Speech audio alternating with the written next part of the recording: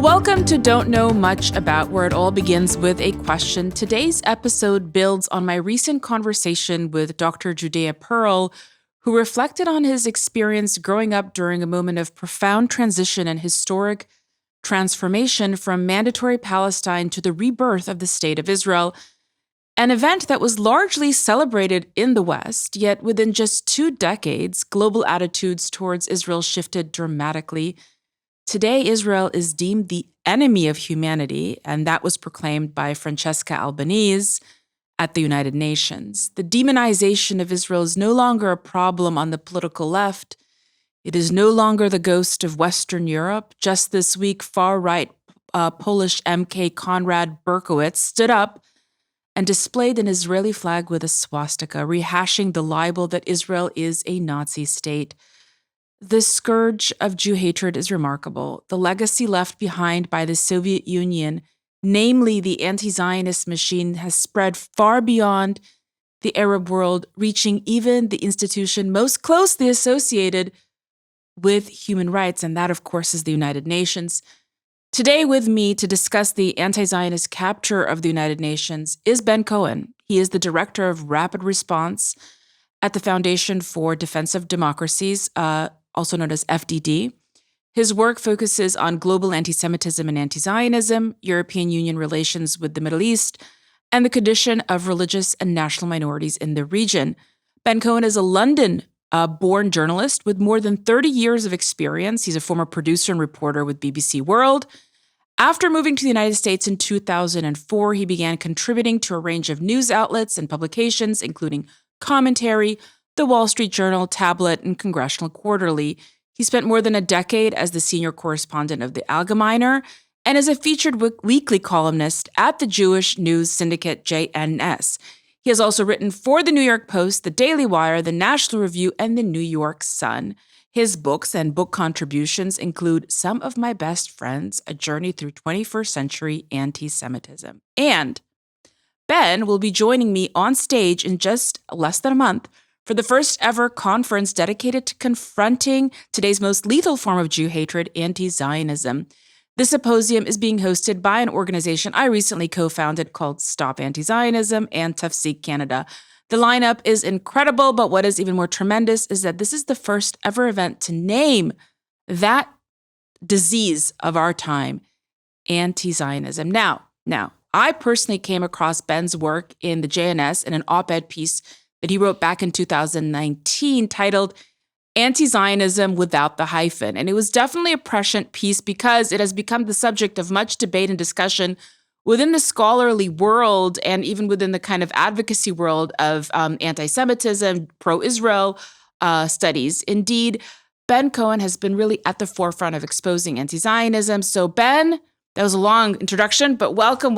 You deserve it. Welcome to Don't Know Much About. I'm really honored to have you here with me today. And I'm honored to be here, Naya. It's a terrific podcast, and I'm looking forward to sharing the stage with you in Toronto in May as well. All right, cool. Well, I want to jump right in and discuss your research memo, what you titled The 50 Years of Anti-Zionist Propaganda at the United Nations. And what you talk about there is the United Nations Committee on the Exercise of the Inalienable Rights of the Palestinian People, also known as CEIRPP.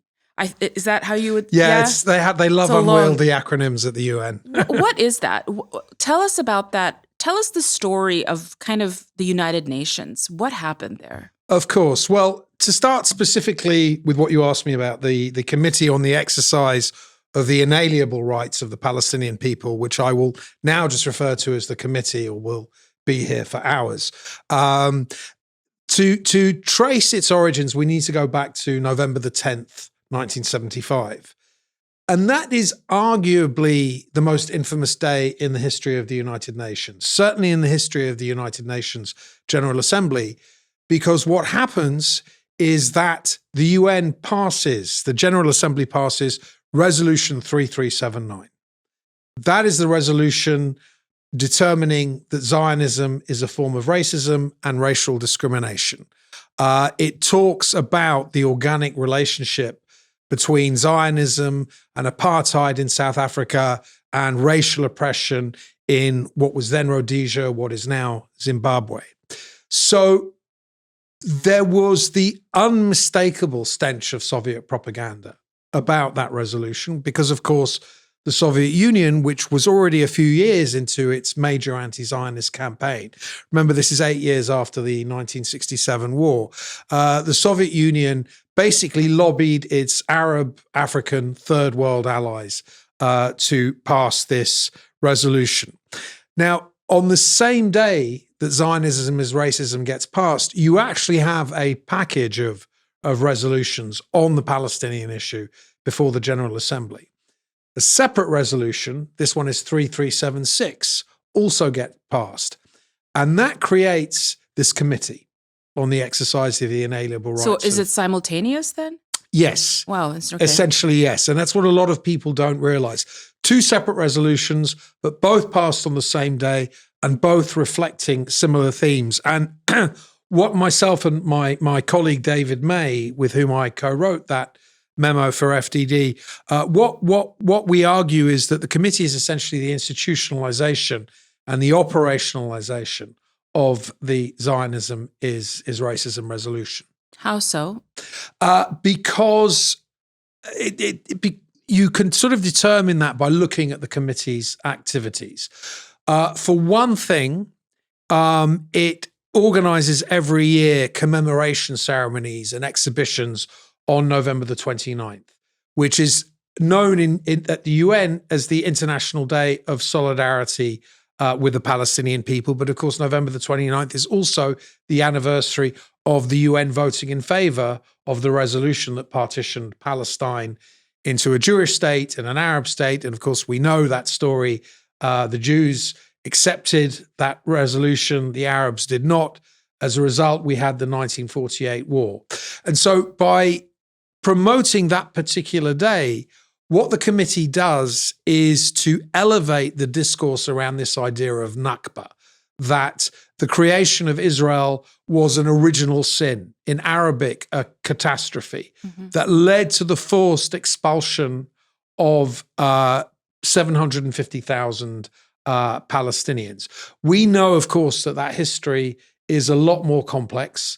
No one comes out of history ever looking completely clean. That's just not how history works. It's not how human affairs works. But the actions of the Haganah and the other Jewish militias in Eretz Yisrael, in Palestine, at that time, are basically held up in this universe to be a carbon copy of what the Nazis did to the Jews, or of European colonialism from North Africa to southern Africa. And so you have this discursive theme that is actively promoted by the committee. Now, that's a problem for a number of reasons, but there's a specific reason why it's such a big problem for the UN. The UN's charter is based on the sovereign equality of all its members. Yeah, I was just going to ask you about this. Yeah. Go ahead. So the UN Charter is based on the sovereign equality of all of its members. But what you have in Israel's case, because of the existence of the committee, but also a number of other aspects of the UN infrastructure, which I'm sure we'll come on to, you essentially have a situation of institutionalized discrimination against Israel, and really only against Israel. And at the same time, you have the elevation of the Palestinians above any other stateless people, any other stateless minority. There isn't an equivalent committee for the largest stateless minority in the Middle East, the Kurds. There isn't a committee for the Yazidis, for the Druze, for the other beleaguered religious, for the Christians, the other beleaguered religious and national minorities across the Middle East. Only for the Palestinians. I want to slow us down just a little bit because it's really important. I myself didn't realize that. Of course, I knew about the resolution in 1975 to pass that Zionism is a form of racism, but I didn't realize that simultaneously they passed another resolution, as you say, that basically created a pathway for legitimizing this demonization of Israel, and created an institutionalization of that resolution within this committee. So what this committee effectively does, and this is, I'm remembering from your memo, is it sets up this day of remembrance. And then there's also the Nakba Day as well. And something that I have been kind of thinking about, and I think I've read this also, Einat Wilf has written about this as well, is that the issue of Palestinianism or the Palestinian narrative, it's not that it is that people want to deny it, but it's just that it seems that the entire narrative is built on a demonization, right? And so here it was almost built as if to be a weapon to use against Zionism, against Israel. And so my question is, how did this, I understand you want to start in 1975, but I'm curious, because before 1975, UNRWA was also instituted. So I want to go back to kind of retracing, when did this anti-Zionism begin to kind of creep in? I think by 1975, it was already pretty much there. So I want to talk about UNRWA. And for our listeners and viewers, this is another institution, organ within the United Nations that is basically has a special definition reserved only for Palestinians on how they defined refugee status. Every other refugee in the world falls under UNHRC, correct? HCR, yes. HCR, excuse me. So how did that come about? Okay, so I think it's important to just for the sake of organizing our thoughts here, that UNRWA, the United Nations Relief and Works Agency, is technically a humanitarian agency, and it sits in a different part of the United Nations. The committee that we've been talking about is very much a political committee that's beholden to the General Assembly, and that is actually run from within the Department of Political and Peacebuilding Affairs. It actually has, by the way, the committee has its own secretariat called the Division of Palestinian Rights. And all this costs, the international taxpayer around $3 to $4 million a year. But you're right, Naya, in the sense that UNRWA well predates the creation of the committee. So UNRWA is created in the wake of Israel's War of Independence in 1947 and 48. What's very interesting about the early days of UNRWA is that it's not particularly political, and it serves displaced people from both sides. This is something that people are not aware of, but there were thousands of Jews in mandatory Palestine who, like the thousands of Arabs, were displaced by the fighting. Right. And so they were also dependent on UNRWA. But what happened was that the Israeli government did what the Arab government should have done. And they basically said to the UN, I think it was 1951 or 1952, these are our citizens, they're our problem, we'll take care of them. We don't need UNRWA anymore. Thank you very much, but we don't require. We'll absorb them. Yeah, we'll absorb them. And that's basically what happened as well with the 800,000 Mizrahi Jews that came to Israel from the Arab world. Yeah, they were not served by a UN refugee agency either. So by 1951, all of UNRWA's clients, if you want to call them that, are Palestinian Arabs, and they are scattered in different parts of the Middle East. Some are in Gaza and in the West Bank, which of course in 1967 come under Israeli control. There are others in Jordan, in Syria, and in Lebanon. So UNRWA becomes this region-wide agency. 1 year after UNRWA is created in 1949, the United Nations High Commissioner for Refugees is created.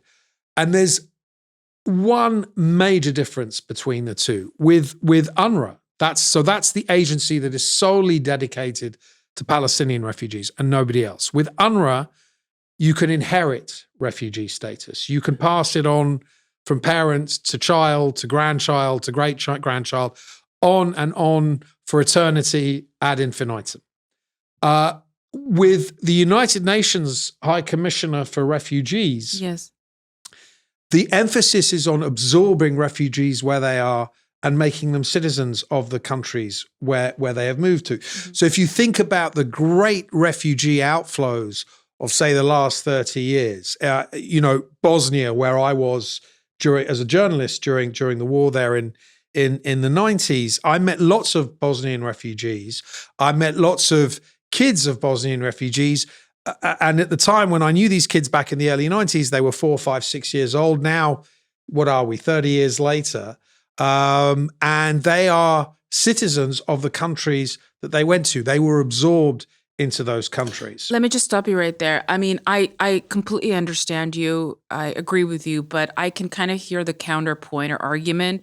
And I've heard this before, which is it's not really a fair comparison because they have the option they have a homeland to go back to.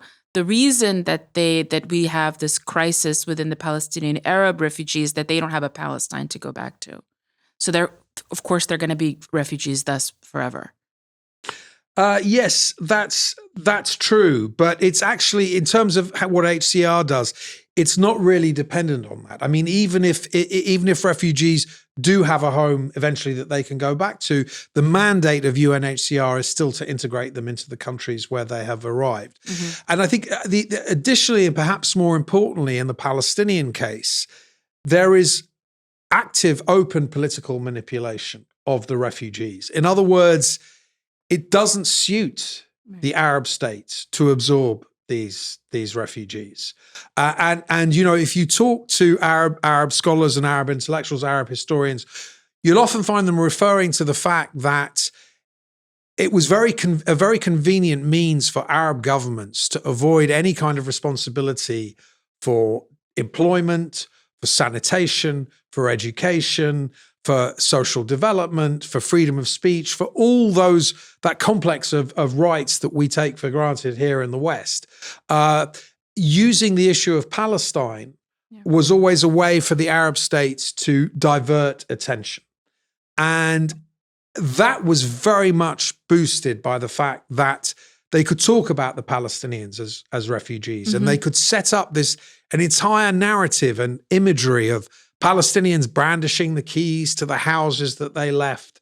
You know, there's a lot of drama here. Yes. And that was deliberately cultivated by the Arab regimes. So I would argue that everybody has lost out here. Israel has suffered horribly because of this defamatory myth that it somehow deliberately expelled the Palestinians. It's a libel. But I think as well, ordinary Palestinians have really suffered too, because funnily enough, people talk about Israel as a form of apartheid. In the Arab countries, actually the Palestinian refugees really do live under a form of apartheid because there's certain jobs that they can't access. They can't get the same level of education. They are effectively in limbo. They're second class. From what I understood from my reading on the Arab-Israeli conflict, after the first Arab-Israeli war ended in 1949, Judea, Samaria, or West Bank goes under Jordanian control, Gaza under Egypt. Egyptians didn't give them citizenship. They kept them in refugee camps. To this day, I was shocked to even learn that there were refugee camps in Gaza leading up to the year 2022, 2023, before the October 7th.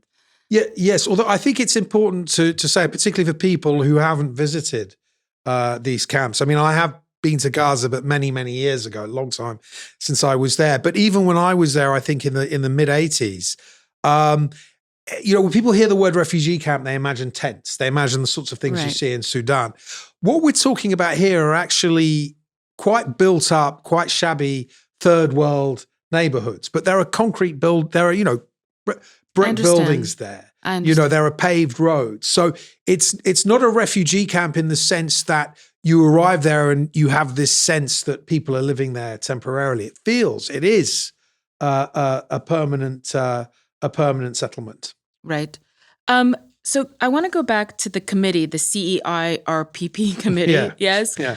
You said it, but I actually want you to explain it better. You say in that memo, you wrote that this organ within the UN violates the principle of the sovereign equality of all its members. How so? You say that it's discriminatory against Israel. Can you explain that? So I think it's discriminatory against Israel in several ways. I think the main point that I would want to emphasize for the purposes of this conversation is that it actually delegitimizes Israel in terms of its creation. It basically says the creation of this state, very conveniently eliding that all of this was approved within the UN. And Israel is in some ways a state authorized, whose creation was authorized by the UN. What the committee is effectively saying is that this state was forged in original sin, and it has usurped the territory and the national sovereignty of the Palestinian Arab people. So you're essentially saying, yeah, it's a member state of the UN, but you know what? Maybe it shouldn't be.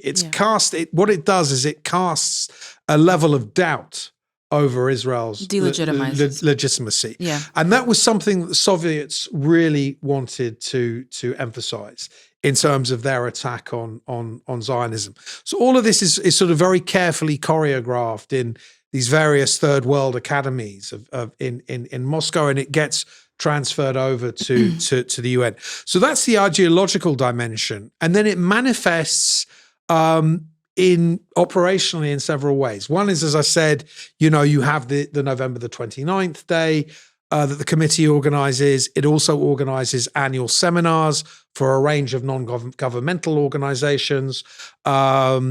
It organizes seminars that feature speakers like Francesca Albanese, who you mentioned in your introduction. I mean, I attended a virtual committee seminar that she addressed, I think, back in October of last year. And it was nuts. I mean, the kind of stuff that she was coming out with was crazy. She was talking about the fact that Israel wants to settle every single country in the Middle East, and it's going to. So it provides a forum for this kind of inflammatory discourse. And then if you go beyond the committee to other parts of the UN, you see the same pattern. So, for example, at the Human Rights Commission in Geneva, every year, without fail, there is an annual agenda item dedicated to alleged Israeli human rights abuses. Item 7. No other country has that. Not China, not North Korea, not Iran, not Syria. None of the world's worst human rights abusers basically get a pass, but there's all this scrutiny on Israel. The UN also actually operates other committees that are dedicated to demonizing Israel. There's one that was created in 1968. I'm not even going to attempt to, but I think the acronym is something like SCHIRPP, Special Committee on the Abuse of Human Rights in Territories Occupied by Israel during the 1967 war. And that committee basically produces one report a year. But the fact that it's still there is a reminder of just how entrenched this discrimination is.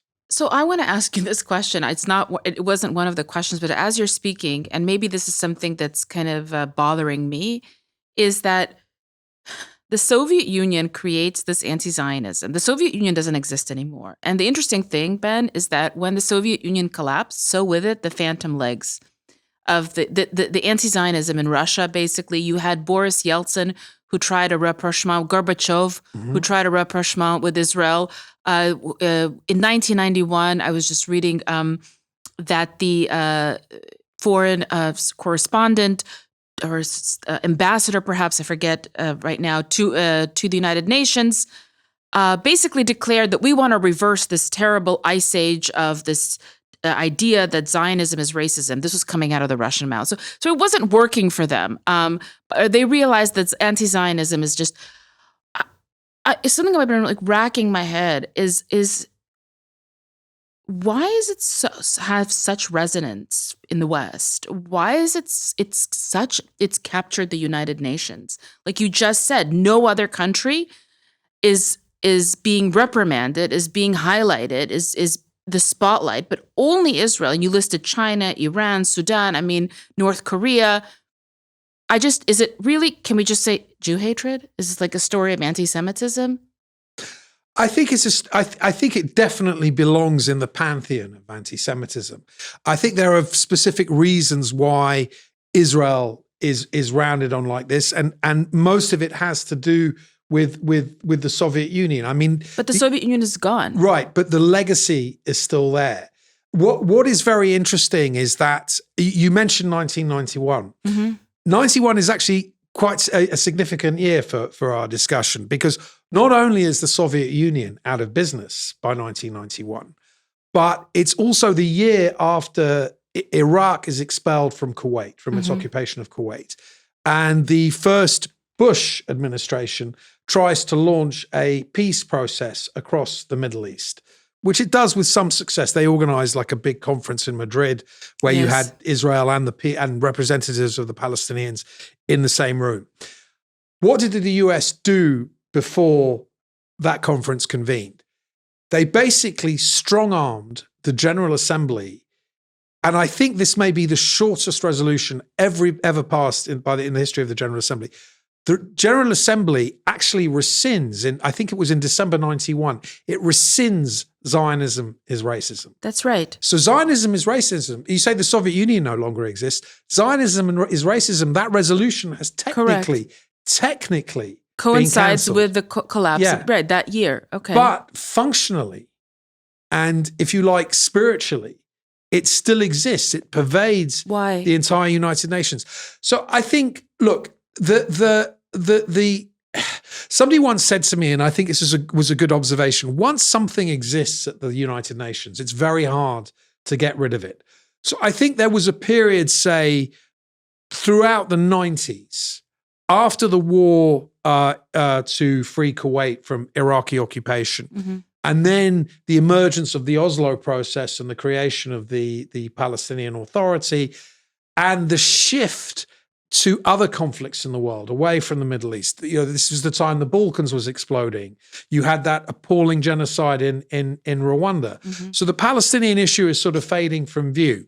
So the committee is still in existence in this time, but it's quiet. It's not really doing anything. I imagine a few people are sitting around the UN at that time saying, maybe we don't need this anymore, or maybe we should try to refashion it. But of course, it responds to events. And so I think that by the time you get to the year 2000, its relevance comes back because in that year, the Palestinians launch the Second Intifada, and they effectively renege on the Oslo process. And then the year after that, 2001, of course, everybody thinks about the terrorist attacks in September. It's Durban also. Of course. 1 month before the 9/11 attacks, you have this anti-racism conference in Durban, South Africa. The UN convenes this anti-racism conference. There's a government forum and an NGO forum. The NGO forum was particularly brutal towards Jewish delegates. A lot of the garbage that we see now in these pro-Hamas demonstrations, comparisons with the Nazis, dark talk about, this unaccountable Jewish power, all of that is present in Durban. And I wasn't there myself, but I've talked to many people who were there and who survived the experience. And these are people coming out of the 1990s where Israel is actually, it's not brilliant, but Israel is not demonized to anywhere near this extent. And all of a sudden, they turn up in Durban in 2000, and it's like a throwback to 1975. It's like this Zionism is racism resolution. It doesn't matter. Right, it goes on overdrive there. It goes into overdrive there. Right. So I think that gives the committee additional momentum. And then, of course, this has been a torrid quarter century in the Middle East, with wars in Lebanon, wars in Gaza, Syria. War with Iran, the Syrian civil war. So yes, it's the committee has been able, history has been kind to the committee in the sense that it's given it a relevance that it otherwise might not have had. Of course, you recommend dismantling this committee. Yes. And how does one go about doing that? Well, again, I think that there are basically two ways that could be done.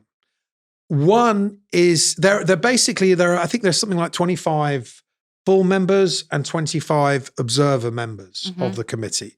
And actually, if you look at the list, it's surprising the names that are on there.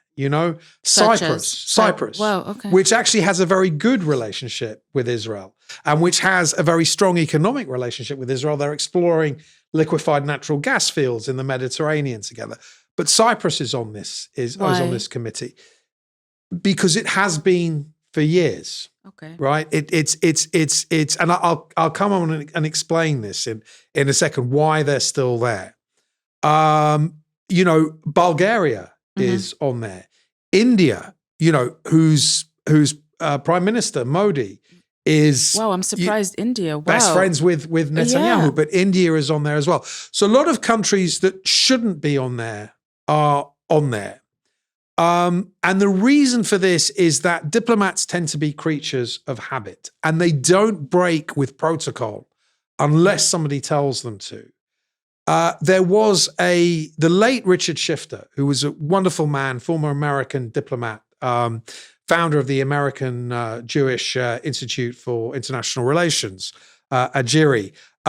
When Ambassador Shifter was alive, I remember him saying to me, look, the key thing that has to be done is that heads of government have to call their missions at the UN in New York and tell them we are instructing you to vote against X or Y today. Otherwise, it won't happen.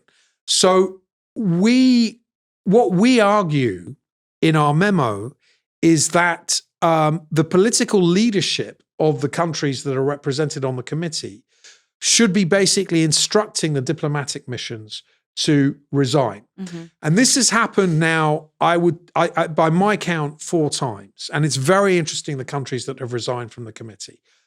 Hungary, which was a part of the Soviet bloc, resigns in 2004.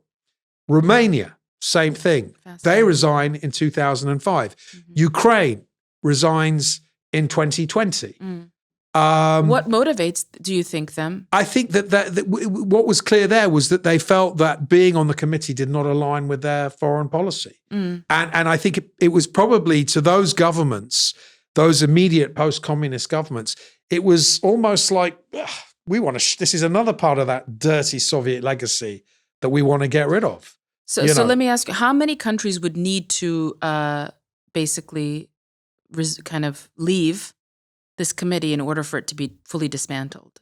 Well, I think, how many do you need? In terms of a quorum, I think you would need about 25 member states.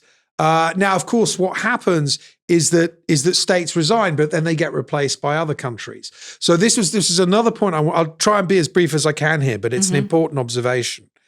So last year, you get another resignation from the committee, and that's Ecuador. Because Ecuador, having been under a very left-wing government for much of the 2010s, aligned with Chavez in Venezuela, they elect a more conservative, centrist government. And that government resigns from the committee because it's pro-Israel.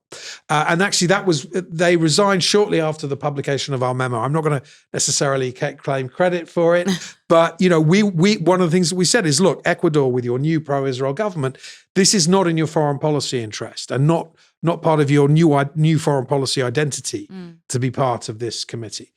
So Ecuador quits. What happens after that?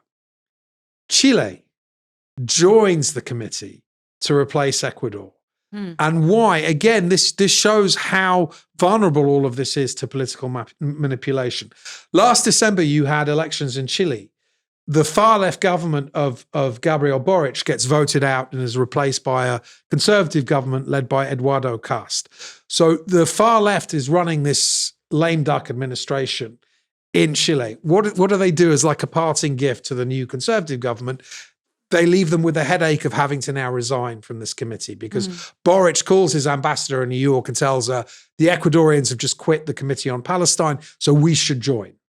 But the point is that for every country that resigns, for every country that exposes the committee as this body that it's embarrassing to be associated with, its reputation gets cracked. So even though, yes, you could get Cyprus, Bulgaria, India, various other countries. I'm very surprised about India. Yeah, to resign, other countries could still join. But the fact is, I think there's more moral weight in the fact that countries are resigning and exposing this committee for what it is. Ben, do you believe that the UN is irredeemable? Do you believe that I'm going to connect it back to Bret Stephens I know he delivered a State of World Jewry address a few weeks ago. And in that address, he said, look, Jews, it's build your own tables, build your own institutions. And there's always been this debate, do you save these institutions? Do you think the United Nations is irredeemable? It's an interesting question. I mean, I think the biggest struggle the UN faces, and I'm talking about the whole organization now, is credibility and relevance. No one is really quite sure anymore what the UN is supposed to do. And you actually see a number of other international organizations kind of filling the vacuum left by the UN. Some of the major peacekeeping missions that we've had in the last 20 years have not been UN peacekeeping missions, but they've been, for example, run by NATO. The NATO operation in Kosovo is a good example of what I mean. So the UN is, and now you also have President Trump's Board of Peace. That's right. And the Board of Peace is responsible for deploying a military stabilization force in Gaza. So the UN is struggling to maintain its relevance. UN officials will emphasize their role in humanitarian aid. But again, a lot of countries, particularly the United States, get impatient with that argument because they're not efficient in the way that they run humanitarian aid. And the fact that UNRWA still exists is really underlines what I mean. So do I think it's irredeemable? In the case of Israel, probably. I think you would need to have major reform there for that to change. But you know why I'm asking this question? The reason I'm asking the question is I believe that, and I think you will agree with me, that the appearance of Jew hatred signals institutional rot or civilizational decay. Mm-hmm. I think that the anti-Zionism which is today's form of Jew hatred, latest mutation, I think that its appearance, and not just appearance, but really its titanic appearance in the United Nations, where it's obsessively about Israel. One way I know to sniff out Jew hatred is it's when you're obsessed with Israel, obsession with the Jew. Tells me that this whole institution is very sick, and I do believe perhaps that it is irredeemable, unless really you have a whole overhaul of some sorts. So, but the reason I ask is, you obviously are writing the memos and you're devoting time researching, and you are making recommendations about how these countries should resign. And so, in many ways, I think you're a little hopeful. Are you? I'm not hopeful so much as I think, regardless of what happens to the UN, I think democratic states, and particularly the United States, first and foremost, as a member of the Security Council, as the country that hosts the United Nations, there is a sort of moral responsibility to hammer away at this edifice of anti-Zionism at the UN. So do you think then during Trump's first presidency, when he basically said, we're no longer funding UNRWA, was that the right thing to do? Yes, absolutely. Absolutely. I think what needs to happen is that if we're to do that in a humane and rational way, we need to have some kind of transitional authority to take care of the, originally UNRWA was catering to about 750,000 refugees. Now it's close to 6 million. It's the only, it's like growing. The biggest scam. I'm sorry. I just need to say that. It is an absolute scam. And I think you would therefore, in order to sort of dismantle it in a way that treats the people that currently receive its services with a degree of dignity, you need some kind of 1 to 2 year transitional authority. But at the end of the day, I think where that is going to run into all sorts of problems is the fact that by dismantling UNRWA, you effectively dismantle the right of return. Right. Because UNRWA is the institutional guarantee that as long as these people are still refugees, they can claim a right of return. So the real challenge is not so much logistical or bureaucratic as it is political. Yep, I agree. Well, let's leave the United Nations and go to the topic of the history, the vast history and the complex history of anti-Semitism. I want to talk about an article you had penned under the title "The Jews Are Misfortune," which is an allusion to Julius Streicher. Well, in fact, actually it's a German historian, Trichke. That's right. And Trichke, I think, is writing in the 19th century, yes. and he coins the Jewish question answer. Yes. The Jews are our misfortune, and he coins this phrase. And then Julius Streicher, who would have a fabulous audience on X today. I mean, that guy would be would be monetizing his stream. The guy of this Der Stürmer. Der Stürmer, the publisher of Der Stürmer. And for those listeners who are not aware, Der Stürmer is one of the early Nazi newspapers in Germany. It actually was not formally affiliated with a Nazi party. It was a pro-Nazi. Streicher, I think, was a private publisher, but an absolute Hitler worshipper. And it was where you got the real dreck of anti-Semitism was in Der Stürmer. It was crude. It was pornographic. Streicher was obsessed with this idea of Aryan maidens being ravished and devoured by Jewish men. So and the masthead, the slogan under the masthead of Der Stürmer is the Jews are our misfortune.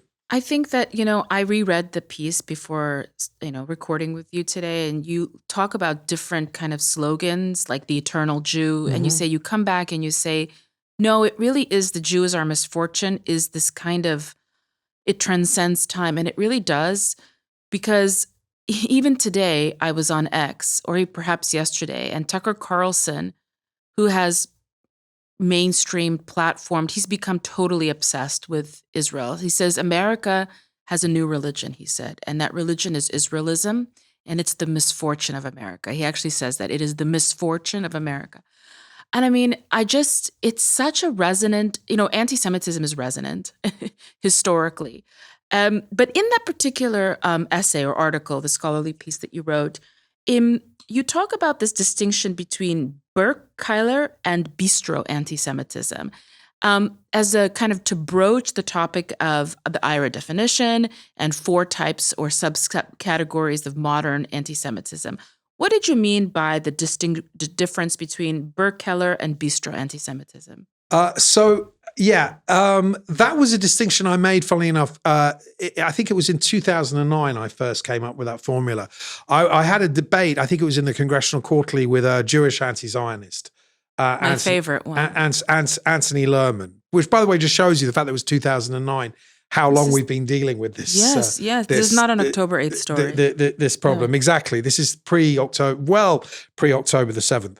And at the time, this is a much less pronounced tendency now, but at that time, a lot of people who called themselves anti-Zionists were very careful not to get tarred by the brush of anti-Semitism. And they would get emotionally upset if you called them anti-Semitic, because they felt that what they were arguing was for a position based on universalism and human rights, and not this kind of ethno-national bigotry.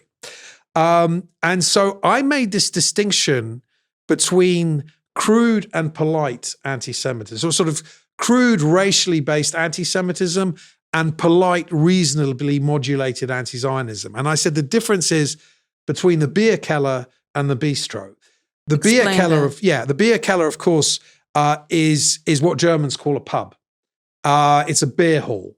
And during the 1920s and 30s, one of the great celebrities of the beer kellers, particularly in Munich, was Adolf Hitler. The Nazis used to organize their party meetings in these sort of cavernous underground beer halls. And so, there are some redolent descriptions of what these meetings were like, but you would go in there and there's this overwhelming sort of stench of beer in the air and tobacco smoke, and lots of red-faced guys in brown shirts shouting themselves hoarse about how much they hate Jews, and indeed how much the Jews are our misfortune. And at least at a certain point on the left, that was the last kind of image, the last kind of narrative that they wanted to be associated with. So I said, rather than your anti-Semitism is not the beer keller kind, your anti-Semitism, and I was trying to be amusing here, it's highbrow, it's the bistro kind.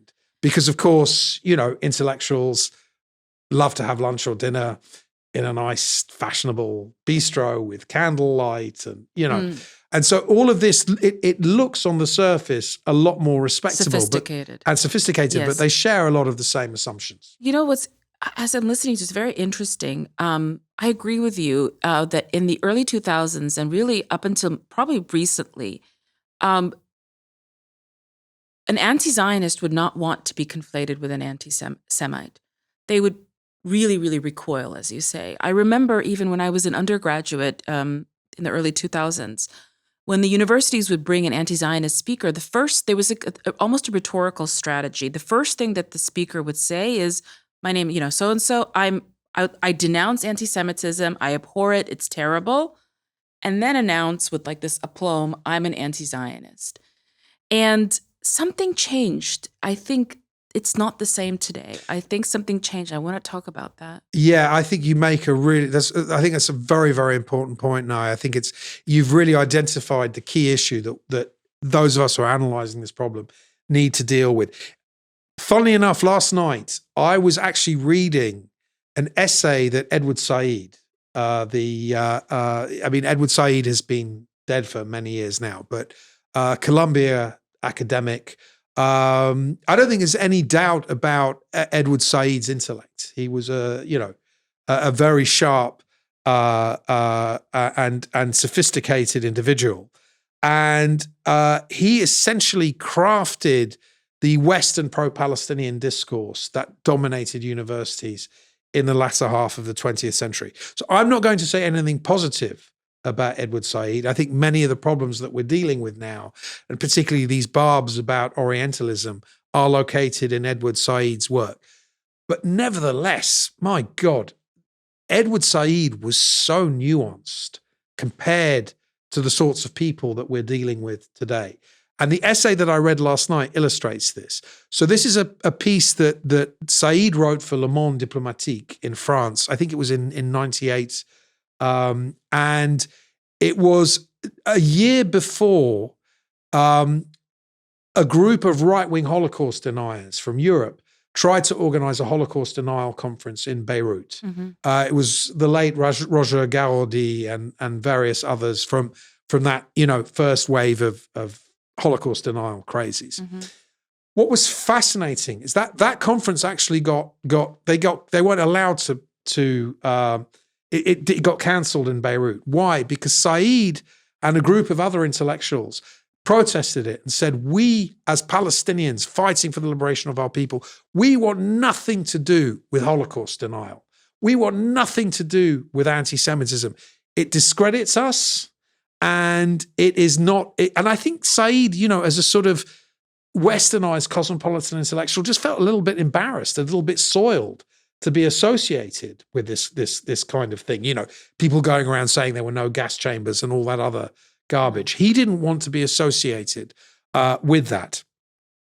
And so he writes this essay, and he basically, while denouncing Zionism and really distorting in the way that he always did the circumstances of Israel's creation, he nonetheless makes some very interesting points. And a friend of mine actually said to me, if Said wrote this essay now, he probably would get cancelled, because he says things in it like, he said, ethnic cleansing is ethnic cleansing, whether it's done by Zionists, Serbs, or Hamas. He argues against a sort of generalized hatred of Jews and Israelis. He makes the point, there are many Israelis who are on our side, he says. So yes, obviously this is an argument that's rooted in self-interest. It's tactical more than it is moral. But I think at the same time, Said recognizes that there are certain types of discourse and certain themes that you just do not go to. And I think what's happened is yeah, but I'm sorry. At the same time, mm-hmm. I'm listening to you. I get it. I get that he's a sophisticated wordsmith. I understand that he's is kind of ensconced in this post-colonial theory. I understand all that, but I cannot. While I have not read that particular essay, I have. I'm somewhat familiar with his work, and of course, he doesn't do Holocaust denial, but he engages in Holocaust, inversion. Which is worse almost. It's more where and he writes that he's the last Jew. You know this, right? He writes, I am the last Jew, and kind of what we would call today appropriates mm-hmm. the Jewish experience onto the Palestinian story. And it's very wily. It's just really clever. It's really masterful. And yes, it's more of the bistro type, as you write, mm-hmm. but it doesn't mean that it's less nasty. No, it doesn't. And I want to emphasize, I'm not saying that. What I'm saying is that there are certain red lines built into that approach, which have disappeared now. So if you look if you compare, say, the anti-Zionist academics like Said, these old school anti-Zionist academics, with this cluster of so-called influencers that you have now, many of Said's red lines have been violated by these people. They will openly. You see, I don't think Said was not the type, I think, who would go around screaming at Israelis, "Everybody hates you." In other words, there were certain modes of behavior that he did not want to be associated with. But I think now about the fact that you have several of these influencers who will openly go around saying, "The world hates you." There was an awful video circulating on social media the last couple of days of 2 Israeli tourists in Vietnam being harassed in a restaurant by 2 pro-Palestinian British tourists. And they're screaming at these 2 Israelis, young Israeli couple, "The world hates you. You've been driven out of 110 countries." Basically, all these manufactured anti-Zionist tropes which spread around on TikTok and Instagram, that's become the discourse of anti-Zionism now. And I think it is different from what Said was doing. Whether it's better or worse, I think in some ways, look, in some ways it's worse in the sense that at least with Said, he's condemning Holocaust denial. But also it's better because, as you point out, Naya, there's a degree of dishonesty and slipperiness about Edward Said's position. And at least these people are honest. Yes, at least they are honest now. It's much, again, I'll go back to when I was in college and even in grad school, I would attend these anti-Zionist talks. And, we would raise our hands and we would say, "Do you believe that Israel has a right to exist?" We would always ask, we always said that was the kind of gotcha question. And they would never want to answer that question. And they would say, "Well, that's a Zionist question." I remember I was an undergrad and I was like, "Do you believe Israel has the right to exist?" And the speaker said, "Well, that's a Zionist question." I think today there's so much more obvious and overt. And I think that they feel very virtuous in the enemy of humanity is Israel. I mean, it's just, so in many ways it's easier to see it. Yes. So yes, it's almost less sophisticated now. Yes. But boy, it's become so mass. It's a contagion. Who would have thought? I have to be honest. Who would have thought that the conservative political right would engage in anti-Zionism? Right, and I think the key difference between the periods that we're talking about is Hamas. Because when Edward Said wrote the essay that I referred to in 1998, Palestinian politics is still dominated by the secular nationalist factions, by Fatah, the Democratic Front, the Popular Front. Hamas is a presence, but it's not the dominant faction. What happens in this century, and particularly after 2005, 2006, is that Hamas takes over Gaza and it becomes extremely influential in the West Bank. And so you see the erosion of that kind of secular nationalist one-state solution Palestinianism that we saw in the latter half of the 20th century. And at the beginning of the 21st century, it starts to become Islamized. So I think many of the sort of Palestinian echo chamber that you have in the West, in the 1970s, 1980s, 1990s, to some extent, they are echoing what they hear from the PLO, and particularly from the left-wing Marxist factions in the PLO. I think what happens in this century is that Hamas takes over, and Hamas is less worried by the accusation of anti-Semitism. You read the original iteration of the Hamas Charter, it's openly anti-Semitic.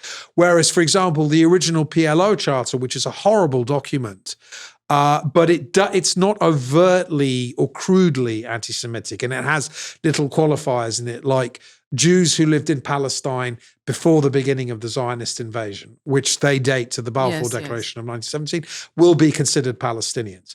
So you get the sense that there was at least a little bit of effort amongst the secular factions to say we're not about expelling all the Jews, and we could see having Jewish citizens in a democratic state. Now, what you hear now, and particularly from Hamas cheerleaders in the West, is they've all got to go. They've all got to be expelled. You see people like the writer Susan Abul Hawa being very, very brazen about that, very honest. Yeah, they're very honest. I don't think Jews have the right to live in Palestine. When we liberate Palestine, they will all be kicked out, and they can all go back to Europe, back to Poland, or whatever demented fantasy these people so, what have. do you see? Like, how will this chapter end?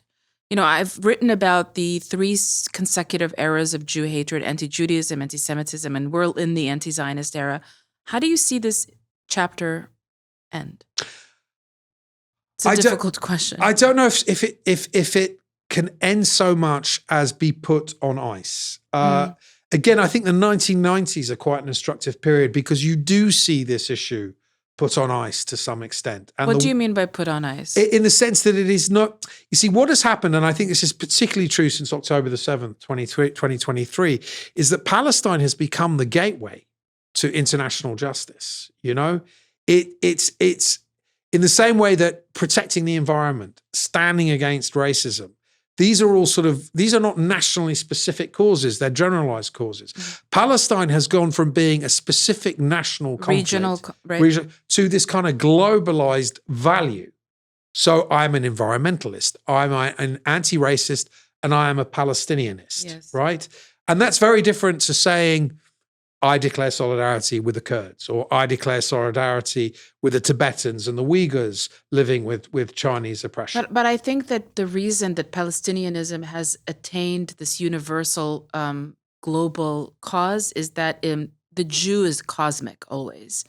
Whereas, this is not just my idea, that Israel has become the Jew among nations, that today's Jew hatred, this anti-Zionism, is basically, demonization of Israel on the Jew is the cosmic the Jew prevents the world from achieving some sort of nirvana state. Yes. So I think that the reason that Palestinianism has been globalized, interestingly enough, is because it's kind of the response to the demonization of Israel. So at its core, I am curious how this era would end, and what kind of you mean by putting it on ice. Well, so what I mean by putting it on ice is that you need to have a shift in the direction of world affairs, right? We need to be thinking about other issues.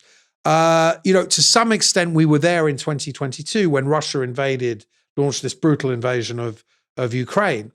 But I think the Palestinians were sort of acutely aware that they were losing the column inches, and they were losing the minutes on television, and they were losing the social media shares. They wanted to claw their way back into the center of the world's consciousness, and that, I think, was the most successful outcome of October the 7th. I agree with you. That was really a masterstroke on their part, and I think Hamas understood that was probably what was going to happen. I remember saying to a friend of mine who called me on October the 7th to tell me what was happening, like very early in the morning, and I said, we'll have a bit of sympathy for about a week, and by next Friday we'll be Nazi Germany, and that's pretty much, unfortunately, that's pretty much what happened. And I think one of the reasons it's easy for people on the left who would normally be appalled by racism is that actually anti-Semitism does not really function like other forms of racism. It's all bigotry is bad. Homophobia is bad. Anti-black racism is bad. Hatred of Muslims as Muslims because they're Muslims is bad, right? But that doesn't mean they necessarily follow the same internal logic and the same dynamic. And I think anti-Semitism as a form of bigotry is almost like, and it was on the left in much of the 19th and 20th centuries, it was a form of anti-capitalism. So it's also an attack on privilege. So, most minorities who suffer from racism are depicted in the imaginations of the left as downtrodden, but not Jews. Jews are an elite. They have, they are owners of businesses. They go to the best universities. They live in the nicest neighborhoods. These are, of course, all stereotypes, but they're believed very strongly and so you have, I think, a way of saying that Jews have as a people have cemented this architecture of repression. Marx pretty much says that on the Jewish question, which is, ironically, this is I think Marx wrote this in 1843, I believe, and it was actually an argument in favor of Jewish emancipation. Mm-hmm. There's a debate between Marx and another left-wing theorist, Bruno Bauer, around that time as to whether this nascent socialist movement should support the cause of Jewish emancipation. Bauer is against it. Marx is in favor of it. Yes, Jews should be equal citizens. Why? Because as he puts it, the overthrow of capitalism is also the emancipation of society from Judaism. From Judaism. Because he sees the Jews as agents of a capital economy in what is basically a natural economy. And this, you find this is reflected in other theorists on the left, like Proudhon in France. So there's always been, and Bakunin in Russia as well. Right. So you have this, there is already a native tradition of anti-Semitism on the left. It arguably even extends to the Nazis. If you look at the SA and the Strasserite, the Strasser brothers, and the Strasserite current of National Socialism. One of the reasons actually Hitler got rid of them was because they were too socialist. But they very much, their anti-Semitism was very much framed as a form of anti-capitalism. So in that sense, on the far left, it's always been acceptable to attack Jews as Jews. And you see that in the early days of the Soviet Union. For all of Lenin's denunciations of anti-Semitism, Jewish identity is repressed, Zionism is banned, the study of Hebrew is banned, and you have a little bit like now with Jewish Voice for Peace or whatever they're called. You have this Yevsetsia, this Jewish section of the Bolshevik Party whose job is to go around basically shutting down any expressions of Judaism, but speaking Yiddish while they're doing it. Yep. Well, I listen. You're such a wealth of knowledge. Really, I could sit with you for hours. Let me just, as we wrap up, ask you this kind of final question. It's a big one. You and I spoke on the phone a couple of weeks ago regarding that anti-Semitism is really a very unique, and I think you alluded to it just now. It's a very unique form of hatred. It really doesn't. It doesn't function, and it doesn't behave in like racism or misogyny or homophobia. And so, for instance, a lot of people think that one of the problems with DI is that it doesn't include Jews. Once it includes Jews, if we can get the Jews included in DI, there won't be an anti-Semitism problem. I think that response misunderstands anti-Semitism as a whole. So my question to you is, what is your explanation for why it's different? And how are the Jewish people different from other groups?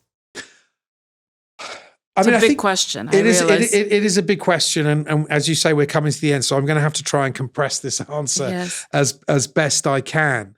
I think to go back to what I was saying in my previous answer, I think anti-Semitism is different because it demonizes aspects of what it considers to be Jewish life that it wouldn't do with other minorities.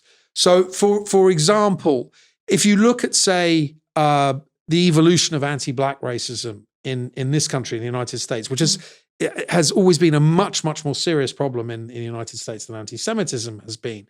If you look at the debate over slavery around the time of the Civil War, one of the arguments in the North, not in the South, but amongst Northerners is we're worried that the liberation of the slaves in the South will bring this migration of African Americans to the North, and they'll take our jobs. So Black Americans and also and then also Black people in Europe as well are seen as sort of economic competitors.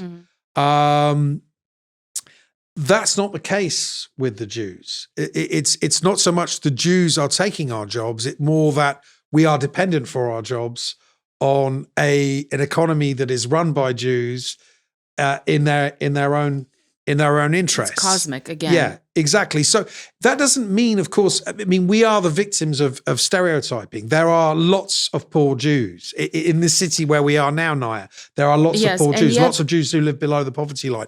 But we have this image of being a wealthy, affluent community. Well, I'll tell you something. Sorry I interrupted you, but I'll tell you something that has really remained with me. I took a class with a dear professor of Soviet history and a historian of the Holocaust. And anyway, he said this, and it's obviously impacted me greatly. He said, one of the reasons for anti-Semitism is that there would never be the protocols of the elders of the Gypsies. Exactly. Right? There's something about the Jews both being such a minority and successful. You keep on saying it's a stereotype. But yes, we are downtrodden. They tried to genocide the Jewish people, pogroms against the Jewish people, purging the Jewish people. All of that is true. Yet despite that, it's a very successful civilization.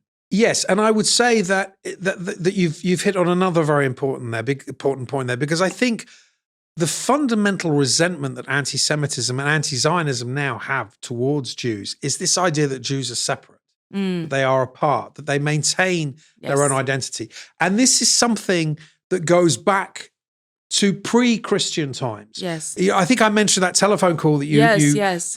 There was very interestingly, there was a riot in Alexandria in the year, I believe it was the year 38. Mm-hmm. So this is, if you look at what the archaeologists say, this happens around the time that Jesus is executed by the Romans. Uh-huh. But there is no Christianity at this point. Right. And most importantly, there is still a sovereign Jewish territory in Judea, and there is a temple.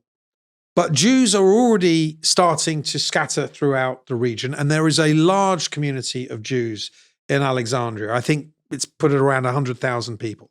And they live there, and the other major, they live there.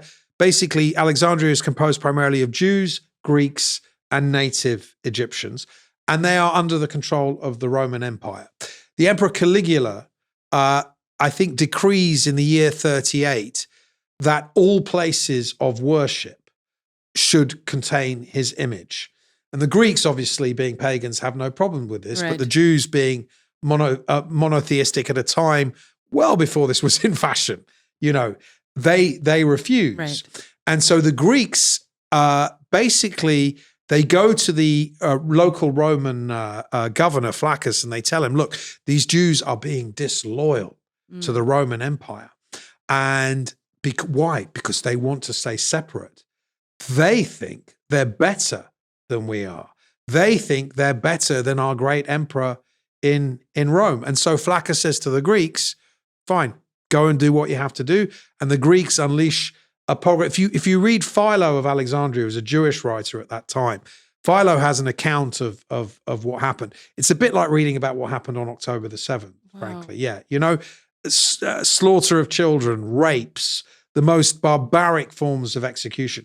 This happens in Alexandria in the year 38. And I think what binds that ancient pogrom to now is this idea that amongst anti-Semites, the real issue is the fact that Jews stay apart and they keep their own identity. A separate people. And they use that separation to give themselves an advantage over everybody else. So in other words, opposing racism against Jews, once you believe that, it doesn't really seem like a universalist thing, right? It seems like a particularist thing, because, you can oppose racism towards black people and gypsies and any other minority in the name of universalism.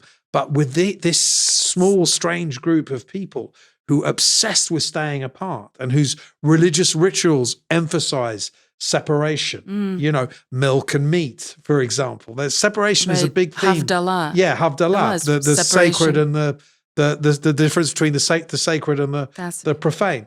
So this is because it goes against, I think, the universalist ethic that is present in both ancient Greek culture, and then in Christianity, and then in some ways with Islam, because Islam is a proselytizing religion. Jews are going against the zeitgeist. Always. Always. Amazing. Wow. This is fascinating. Well, listen, I'm really grateful to you. Please tell our viewers, audience, listeners, how they can follow you, get in touch with you, learn about you. Yeah, I mean, if I would recommend everybody visit the website of the organization I work for, the Foundation for Defense of Democracies, at fdd.org. We work on a range of national security and geopolitical issues, especially the Middle East. But, the defense of the American homeland is an issue very dear to us, as is the Ukraine struggle to free itself from Russian occupation.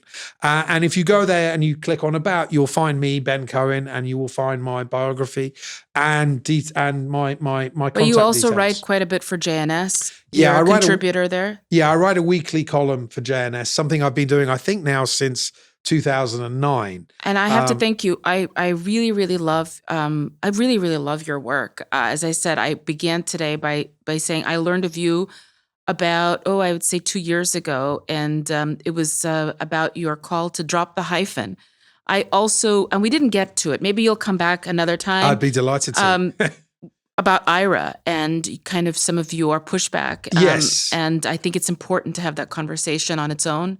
I think if we start having that now, we're going to double the length of this podcast. So, yeah, that's for sure. Yeah, that's for sure. So we will do that another time. I'd be delighted to do that. Wonderful. Well, thank you so much. Thank you, Naya. I'm really excited to see you soon in Toronto. Absolutely. And I hope some of the people listening to this will get to meet them in Toronto. Absolutely. As well. Well, thank you so much for tuning in on this very special episode of Don't Know Much About. If you liked what you heard today, please like, share, subscribe to my YouTube, Spotify, Apple Play channel. Remember, it always starts with a